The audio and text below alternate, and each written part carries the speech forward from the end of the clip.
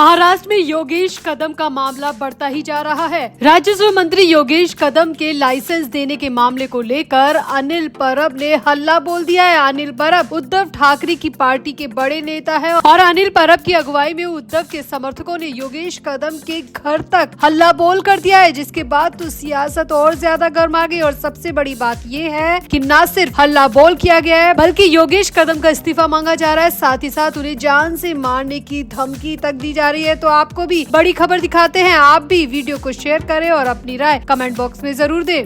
तो ठाकरे गुट के नेता अनिल परब अब तक राजस्व मंत्री योगेश कदम पर कई गंभीर आरोप लगाते रहे हैं, लेकिन हद तो तब पार हो गई जब अनिल परब अपने समर्थकों को लेकर यानी कि उद्धव ठाकरे गुट के समर्थकों को लेकर योगेश कदम के घर पर पहुंच गए। मुंबई मीडिया सूत्रों के हवाले से आ रही खबर के मुताबिक उद्धव गुट के कुछ लोगों ने योगेश कदम के घर पर हल्ला बोल कर दिया, प्रदर्शन करना शुरू कर दिया, नारेबाजी लगाना शुरू कर दिया। मुंबई मीडिया रिपोर्ट्स की माने तो जिस वक्त ये सब कुछ हुआ, योगेश कदम अपने घर में ही थे और उनके घर के बाहर सैकड़ों की संख्या में लोग पहुंच गए और जोर जोर से नारेबाजी करने लगे और योगेश कदम को गुंडा हत्यारा तक कहने लगे। मुंबई मीडिया की माने तो ये सब कुछ अनिल परब के इशारे पर हो रहा है, क्योंकि अनिल परब पिछले कई दिनों से या यूं कहे पिछले कई सालों से योगेश कदम के पीछे हाथ धोकर बढ़े हैं। और अब बंदूक के लाइसेंस के मामले में तो अनिल परब ने खुद योगेश कदम का इस्तीफा मांग लिया है। देवेंद्र फडणवीस से योगेश कदम को बर्खास्त करने की मांग भी कर ली है। अनिल परब ने राजस्व मंत्री योगेश कदम पर कई गंभीर आरोप लगाए, साथ ही साथ कहा कि योगेश कदम ने मुख्यमंत्री के संरक्षण में रहते हुए लाइसेंस दी है, बंदूक की लाइसेंस दी है, और वो भी ऐसे व्यक्ति को जो कि पुणे में एक कुख्यात गुंडा है जिस पर हत्या और जबरन वसूली के मामले दर्ज है। ऐसे व्यक्ति के भाई को हथियार का लाइसेंस दिया गया है। अनिल परब ने इस मामले में कई सवाल उठाए और मुख्यमंत्री देवेंद्र फडणवीस से मांग की है कि योगेश कदम को तुरंत उनके पद से हटा दिया जाए, उन्हें मंत्रिमंडल में रहने का कोई हक नहीं है। अनिल परब ने कहा कि मैंने योगेश कदम के कई कारनामों को सबूतों के साथ विधानसभा में पेश किया, हालांकि मुख्यमंत्री हर बार उनका सपोर्ट करते रहे। मुख्यमंत्री को क्या परेशानी है ये तो नहीं पता, लेकिन इससे जनता में ये संदेश जरूर गया है कि मंत्री जो भी करते हैं वो काम करते हैं क्योंकि हम सुरक्षित है। लेकिन परब ने यहाँ पर कहा कि ऐसी सरकार के साथ हम सुरक्षित हो ही नहीं सकते जो सरकार खुद राज्य में अराजकता फैलाने का काम कर रही है, जो कि हथियारों का लाइसेंस बांट रही है, ऐसे व्यक्ति को बांट रही है जिसका भाई कुख्यात गुंडा है, जिस पर कई तरह के मामले दर्ज है। और ऐसे लोगों को हथियारी लाइसेंस देकर सरकार जनता की जान को मुश्किल में डाल रही है। यहाँ पर आपको बता दें कि जिस व्यक्ति के भाई को हथियारी लाइसेंस दिए जाने की बात की जा रही है वो गैंगस्टर नीलेश घाईवाल का भाई है, जिसका नाम सचिन घाईवाल सामने आया है। और सामने आया है कि इन्हें बंदूक का लाइसेंस देने का फैसला योगेश कदम की तरफ से किया गया है। हालांकि इस मामले में योगेश कदम के पिता और एकनाथ शिंदे गुट के नेता रामदास कदम ने भी अपना बयान दिया और रामदास कदम ने कहा कि योगेश कदम ने जो भी किया है वो दायरे में रहकर किया है, कानून में रहकर किया है। योगेश कदम राज्य के गृह मंत्री है और एक मंत्री होने के नाते उनके पास ये सारे अधिकार है, इसीलिए उन्होंने ये हथियारी लाइसेंस दिया है। इसके पीछे उनकी मंशा किसी भी तरह की गलत करने की नहीं है। यहाँ पर रामदास कदम ने उद्धव ठाकरे गुट पर यह भी आरोप लगाया कि योगेश कदम को आज से नहीं बल्कि पिछले 2-3 सालों से लगातार निशाना बनाया जा रहा है, लेकिन वो फिर भी अपनी जगह पर टिके हुए हैं और 4-5 विभाग भी उन्हें मिल चुके हैं। लोग तो चाहते नहीं थे कि वो चुनाव में खड़े हो, लेकिन वो चुनाव में खड़े हुए और चुनकर यहाँ पहुँचे हैं और इतने बड़े पद पर बने हुए हैं। यही उद्धव ठाकरे गुट की असली पीड़ा है, इसीलिए उद्धव ठाकरे ने अनिल परब को आगे कर रखा है और वो योगेश कदम के पीछे हाथ धोकर पड़े हैं। लेकिन योगेश कदम अपनी ड्यूटी निभाते रहेंगे, उन्हें जो काम दिया गया है उस काम को वो अपनी जिम्मेदारी से करते रहेंगे। रामदास कदम ने यहाँ पर कहा कि अनिल परब जैसे हजारों लोग भी हमारे घर के सामने खड़े हो जाए तो लेकिन हम डरने वाले नहीं है, मेरा बेटा डरने वाला नहीं है। तो कुल मिलाकर यहाँ पर उद्धव ठाकरे गुट के कई लोग योगेश कदम के घर के बाहर पहुंच चुके हैं और रामदास कदम ने उन्हें 2 टूक जवाब दिया है। तो आपको क्या लगता है, क्या वाकई में गैंगस्टर के भाई को हथियारी लाइसेंस देकर योगेश कदम ने बहुत बड़ी गलती की है? क्या उद्धव ठाकरे गुट की सही मांग है? क्या वाकई में इस मामले में योगेश कदम का इस्तीफा बनता है, अपने पद से बर्खास्त होना बनता है? आपकी क्या राय है? आप भी अपनी राय कमेंट बॉक्स में जरूर दें और वीडियो को भी शेयर करें।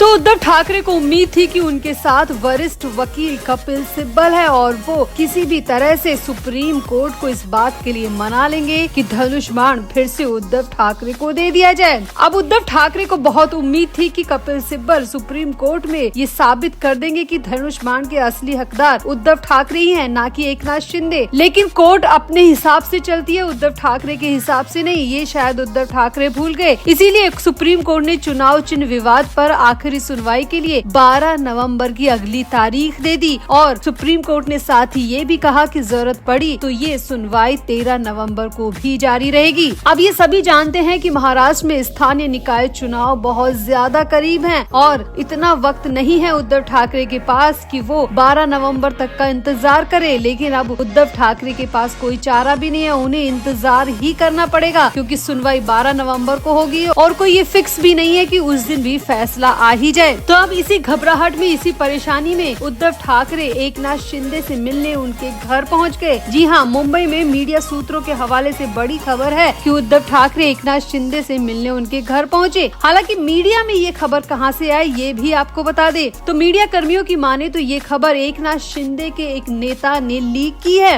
अब एकनाथ शिंदे के उस नेता का नाम तो सामने नहीं आया, लेकिन सामने ये आया है कि उद्धव ठाकरे सुप्रीम कोर्ट के फैसले के बाद एकनाथ शिंदे से मिलने के लिए अचानक पहुंचे थे और ये मुलाकात करीब 15 से 20 मिनट की होना बताया जा रहा है। एकनाथ शिंदे के नेता ने दावा किया है कि उद्धव ठाकरे चुनाव चिन्ह को वापस पाने के लिए कुछ भी कर सकते हैं, इसीलिए वो शिंदे से भीख मांगने आए थे कि उन्हें उनकी पार्टी का चुनाव चिन्ह धनुष बाण वापस दिला दिया जाए। अब एकनाथ शिंदे के नेता ने ये दावा करके पूरे महाराष्ट्र की सियासत में खलबली मचा दी है क्योंकि एकनाथ शिंदे और उद्धव ठाकरे जानी दुश्मन है। वो एक दूसरे को देखकर पीठ फेर लेते हैं। ऐसे में उद्धव ठाकरे एकनाथ शिंदे से अगर मिलने गए हैं तो ये वाकई में बहुत बड़ी बात है, बहुत बड़ी खबर है। हालांकि इस मुलाकात के बारे में अभी तक आधिकारिक कोई जानकारी नहीं है, न ही एकनाथ शिंदे के ग्रुप की तरफ से और न ही शिवसेना यूबीटी की तरफ से किसी ने भी अभी ऑफिशियली ये नहीं कहा है कि इन दोनों नेताओं की मुलाकात हुई है। लेकिन एकनाथ शिंदे के इस नेता ने दावा करके खलबली तो मचा ही दी है। अब मुंबई मीडिया की रिपोर्ट्स में जो खबरें आ रही हैं उनकी माने तो उद्धव ठाकरे बहुत ज्यादा घबरा चुके हैं। उद्धव ठाकरे को लग रहा है कि सुप्रीम कोर्ट ने अगर मना कर दिया तो उनके पास से धनुष बाण हमेशा हमेशा के लिए चला जाएगा क्योंकि चुनाव आयोग की तरफ से पहले ही धनुष बाण एकनाथ शिंदे के नाम किया जा चुका है और अब आखिरी रास्ता सुप्रीम कोर्ट ही है, आखिरी उम्मीद सुप्रीम कोर्ट ही है। ऐसे में सुप्रीम कोर्ट ने एकनाथ शिंदे को ही धनुष बाण चुनाव चिन्ह आवंटित कर दिया तो ये उद्धव ठाकरे के लिए आखिरी मौका होगा। वो कभी भी अपनी जिंदगी में फिर से धनुष बाण को वापस नहीं पा पाएंगे। यहाँ पर आपको बता दें कि जब एकनाथ शिंदे उद्धव ठाकरे की पार्टी से अलग हुए थे तब उनके पास ज्यादा विधायक थे, इसीलिए पार्टी का नाम, पार्टी का चुनाव चिन्ह सब कुछ एकनाथ शिंदे ग्रुप को ही मिला। चुनाव आयोग ने भी एकनाथ शिंदे को ही धनुष बाण और शिवसेना पार्टी का नाम दिया था। इसके बाद से लेकर अब तक उद्धव ठाकरे लगातार कोर्ट में ये लड़ाई लड़ रहे हैं कि उन्हें शिवसेना का नाम और धनुष बाण चुनाव चिन्ह फिर से मिल जाए। हालांकि ये अभी तक हुआ नहीं है। अब सुप्रीम कोर्ट में उद्धव ठाकरे की तरफ से याचिका दायर की गई थी और उसी पर फैसला आ जाना था, लेकिन अब ये फैसला 12 या 13 नवंबर को आ सकता है। हालांकि अभी ये कोई फिक्स नहीं है कि 12 या 13 नवंबर को भी फैसला आ जाएगा और ये भी तय नहीं है कि ये फैसला उद्धव ठाकरे के हक में आएगा। इसीलिए खबरों की माने तो उद्धव ठाकरे एकनाथ शिंदे से मिलने के लिए पहुंचे थे और उन्होंने एकनाथ शिंदे से भीख मांगी, पैर पकड़ने तक के दावे यहाँ पर किए जा रहे हैं। हालांकि किस नेता ने ये दावे किए, मीडिया में अभी तक उनका नाम भी सामने नहीं आया। तो आपको क्या लगता है कि वाकई में उद्धव ठाकरे धनुष बाण के लिए एकनाथ शिंदे के पैर पकड़ने तक को तैयार हो गए? क्या ये खबर वाकई में सच है? आपको क्या लगता है? आप भी अपनी राय कमेंट बॉक्स में जरूर दें और वीडियो को भी शेयर करें।